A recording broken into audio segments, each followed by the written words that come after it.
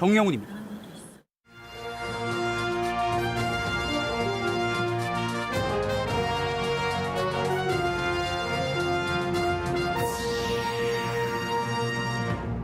요양시설과 병원에서 감염이 잇따르자 충청북도가 방역 책임을 다하라며 허가 취소까지 내걸고 최후 통첩했습니다.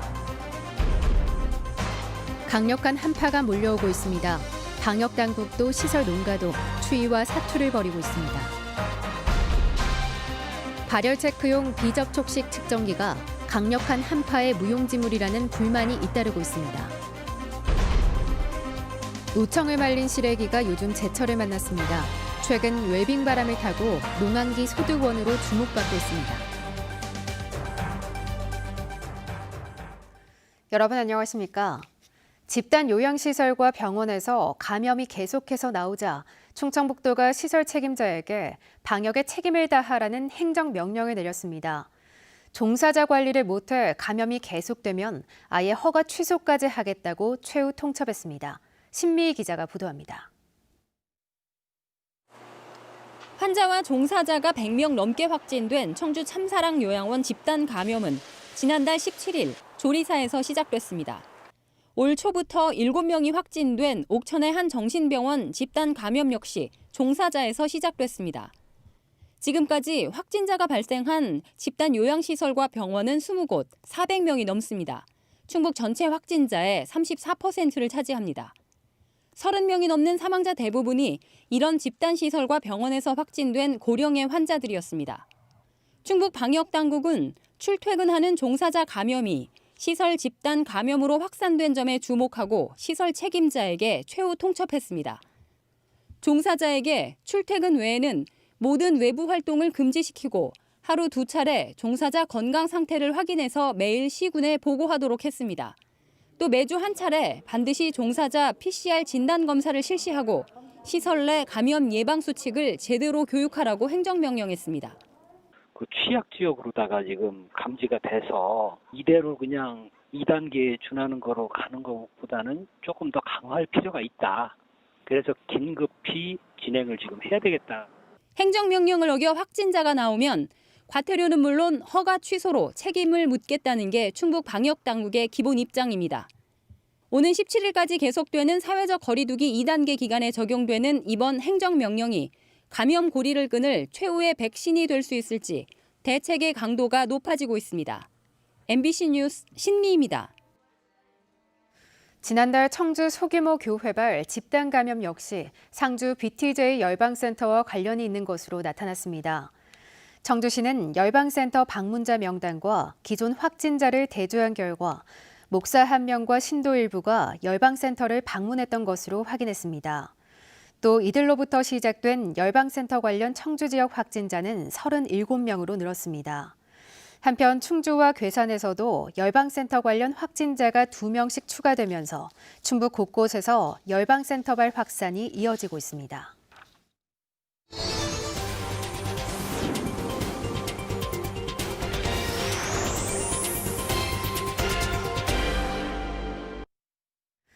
포스트 코로나 기획 세상이 바뀐다 순서입니다.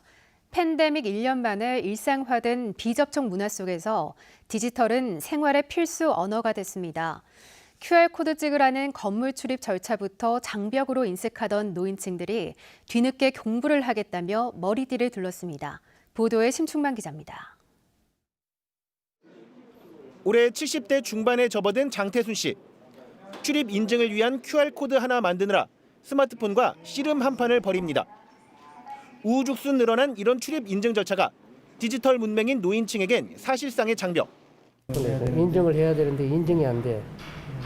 왜 그런지 모르겠어요. 웬만한 경조사비는 온라인으로 송금을 하라니 1년 만의 세상은 너무 빠르게 변했습니다. 맨 처음에 이제 묻기도 참 창피했어요. 애들한테도 마찬가지예요. 우리 나이가 돼갖고 자식들한테 뭘 물으려고 그러면은 70대 중반의 최영옥 씨도 최근 급증한 식당 내 키오스크 주문 장비 앞에서 진땀을 빼야 했습니다. 모르니까 이제 버버버 하면서 이렇게 여러 가지 했는데 뒷사람이 급했나 봐요. 빨리 좀 하라고 막 그러는 거예요.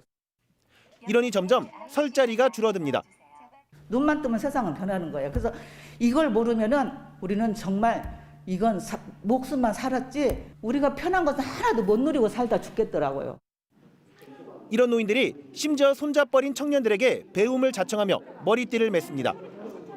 햄버거 주문부터 계좌 송금까지. 그다음에 아버님 비밀번호가 있어야 돼요. 그런 걸 말 안 하시고 하시는 거예요.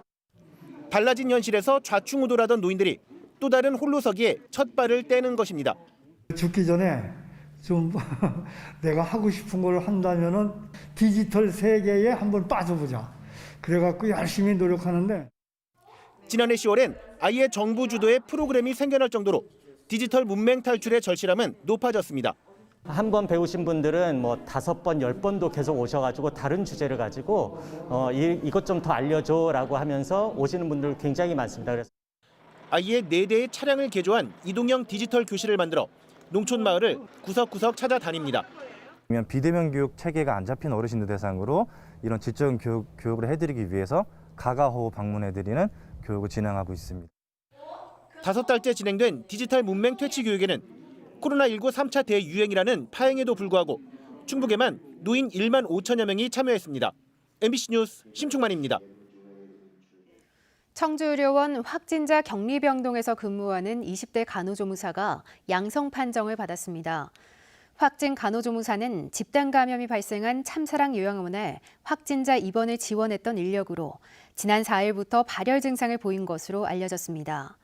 방역당국은 청주의료원 격리병동 의료진과 지원 인력을 전수 검사하고 있습니다. 국민의힘 충북도당이 코로나19 정부 규제의 피해 상황을 파악할 특별위원회를 구성했습니다. 코로나19 정책 개선 특별위원회는 거리 두기로 인한 영업정지 등 정부 규제의 개선 의견을 수렴해 중앙당과 함께 국가 정책에 반영되도록 할 계획입니다. 국민의힘 충북도당은 코로나19 장기화로 서민들은 경제난 등 이중고를 겪고 있다며 정부의 일괄적 제한 정책은 서민의 목줄을 죄고 있다고 지적했습니다. 올 겨울 들어 가장 강력한 한파가 시작됐습니다. 도내 모든 지역에 한파 경보가 내려진 건 3년 만인데 영하 17도 밑까지 떨어진 곳도 있었습니다. 안 그래도 힘든데 매서운 추위까지 축사와 시설 농가, 방역 현장은 2중 3중고를 겪고 있습니다. 이채영 기자가 보도합니다. 아침 기온이 영하 16도 밑까지 떨어진 음성의 한 축산 농가. 주인이 태어난 지 2달 된 송아지들에게 방한용 옷을 입혀줍니다. 겨울철 면역력이 약한 송아지들이 행여 감기라도 걸릴까 체온 관리에 한걱정입니다. 배가 찬 바닥에 닿지 않도록 올라오는 냉기를 막기 위해 바닥에 톱밥과 볏짚도 두껍게 깔아주고 온수도 틀었습니다. 급수기에 열선을 다 넣어가지고 물이 얼지 않게끔 지금 준비를 해놨어요. 겨울에 생산되는 송아지들은 주인이 보질 못하면 밤에 얼어버릴 수가 있으니까. 겨울 대목에 출하가 한창인 시설 농가도 초긴장 상태입니다. 지하에서 끌어올린 물을 천장에 뿌려 내부 온도를 유지하는 수막 재배법이 동원됐습니다. 이것도 모자라 뜨거운 열기가 돌게끔 자동 온풍기까지 가동합니다.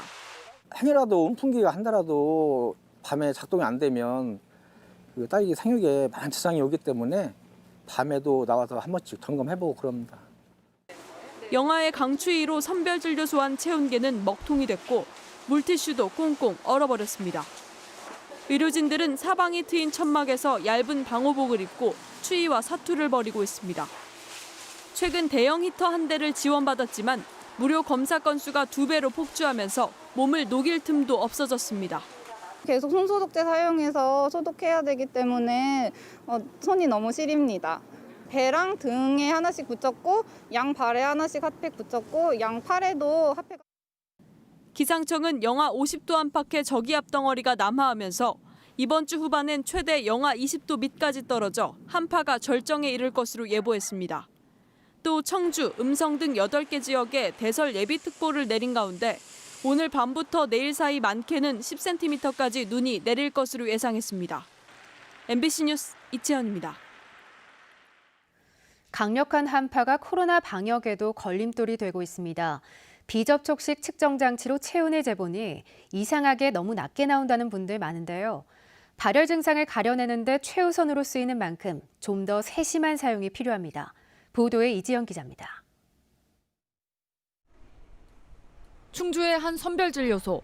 검사받으러 오는 사람마다 열화상 카메라 앞에 섭니다. 별도의 온도 표시 없이 통과해도 좋다는 소리가 나옵니다. 많은 사람이 몰리는 곳에서 1차적으로 발열 여부만 거르는 용도이기 때문 정확한 체온은 체온계로 재야 합니다. 문제는 날씨입니다.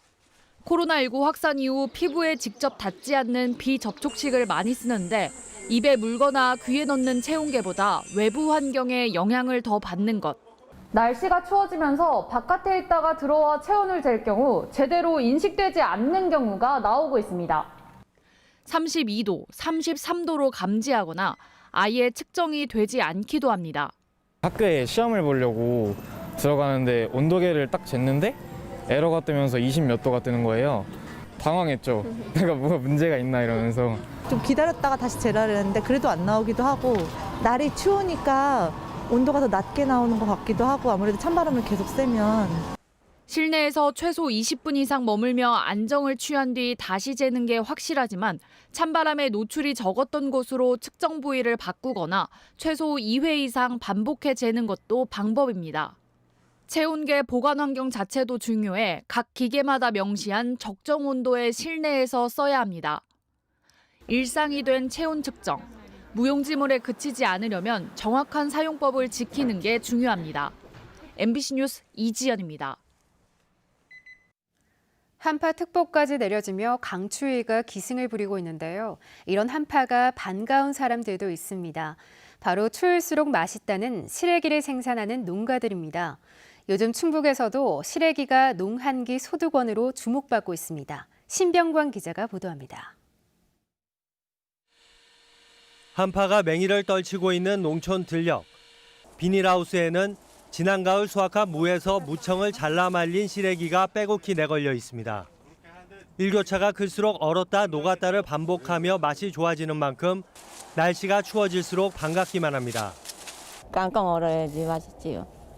그리고 이게 뺐다 말라가지고 삶으면 이게 물렁물렁해잖아요. 그래야지 맛있는 거예요. 이 비닐하우스에서는 3월부터 10월까지는 수박이 재배됩니다. 수박 수확이 끝나고 놀리던 하우스는 보시는 것처럼 겨울 동안 거대한 시래기 건조장으로 탈바꿈합니다. 완전히 말리는데 걸리는 시간은 약 2달. 바짝 마른 시래기는 작업장으로 옮겨져 삶고 세척하는 과정을 거칩니다. 시래기를 그냥 팔 때보다 직접 가공해 판매하다 보니 가격 걱정을 어느 정도 덜 수 있습니다. 생물을 팔다 보면 가격이 편차가 되게 많습니다. 그래서 안정적이지 못한데 가공을 하면 일정한 가격으로 판매를 할 수 있기 때문에. 강원도에서 주로 생산되는 시래기는 최근 충북에서도 농한기 작목으로 주목받고 있습니다. 일반 무가 아닌 시래기용 무를 심어 식당 등 대량 소비처를 공략하는 농가도 늘고 있습니다. 식당 몇 군데 이렇게 미리 얘기를 해놓으면은 그쪽에다가 1년을 두고 이제 대줄 수 있는 그런 체계도 갖추고 있습니다. 다만 아직은 판로 개척에 어려움이 많아 생산량을 늘리기 위해서는 판매장 마련 등 지자체의 지원이 필요하다는 지적입니다. 한때 그냥 버려졌던 시래기. 이제는 웰빙 바람을 타고 찾는 사람이 늘며 농가의 새로운 소득원이 되고 있습니다. MBC 뉴스 신병관입니다. 음성군 삼성면 종오리 농장에서 발생한 AI가 고병원성인 H5N8형으로 확진됐습니다. 충청북도는 발생 농장 살처분에 이어 반경 3km 이내 농가 4곳에 38만 5천 마리를 예방적 살처분할 예정입니다. 또 음성 전 지역 가금 농장에 12일까지 이동 제한 조치를 내리고 3에서 10km 방역대한 가금 농장 19곳에 대해서는 이동 제한을 지속하고 정밀 검사할 예정입니다. 오늘 오전 9시 반쯤 옥천군 양수리의 한 과자 제조 공장에서 불이 나 40여 분 만에 진화됐습니다. 공장 냉각탑이 전소됐고 안에 있던 식료품이 폐기돼 소방추산 2억 5천만 원의 재산 피해가 났습니다. 소방당국은 냉각탑을 녹이는 작업을 하다 불이 난 것으로 보고 정확한 원인을 조사하고 있습니다. 경찰 경무관 인사에서 충북경찰청 소속 총경 1명이 승진 내정됐습니다. 최기영 충북청 수사과장은 경찰대 5기로 청주 상당경찰서장, 청원경찰서장, 충북청 교통경비과장 등을 지냈습니다. 함께 경무관 승진 내정된 이종원 경찰청 자치경찰 담당관은 충북고를 졸업한 충북 출신으로 충북청 생활안전과장, 경찰청 연구발전 담당관 등을 지냈습니다. 옥천에서 위치 추적 전자장치를 끊고 달아난 30대 성범죄자가 이틀 만에 붙잡혔습니다. 충북경찰청은 지난 3일 옥천의 한 모텔에서 전자발찌를 절단하고 도주한 성범죄자를 어젯밤 진도에서 현행범 체포했습니다. 포항에 거주하던 해당 남성은 제사를 지내러 옥천에 왔다가 대전, 광주, 당진, 해남 등을 거쳐 진도까지 도주한 것으로 드러났습니다. 경찰은 각 지역 경찰 공조와 시민 제보로 검거했고 구속영장을 신청할 방침입니다. 청주 주요 간선도로의 제한 속도를 낮췄더니 속도 위반이 크게 늘었습니다.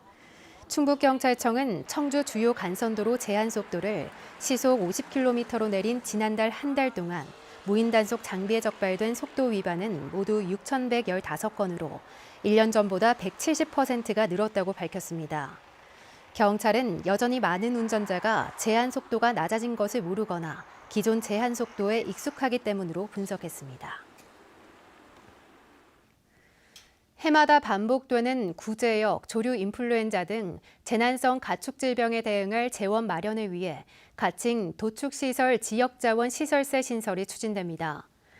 한미 자유무역협정과 관련해 폐지했던 도축세를 보완해 만드는 것으로 충청북도는 지역 국회의원과 법안 발의를 협의하고 있습니다.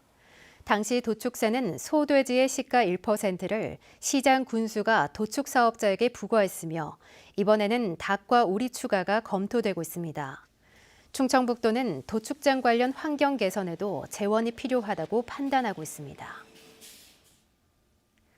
영동경찰서가 기소 의견으로 송치한 군 의원 특정업체 납품 부정청탁 수수 혐의에 대해 검찰이 보강 수사를 지휘했습니다.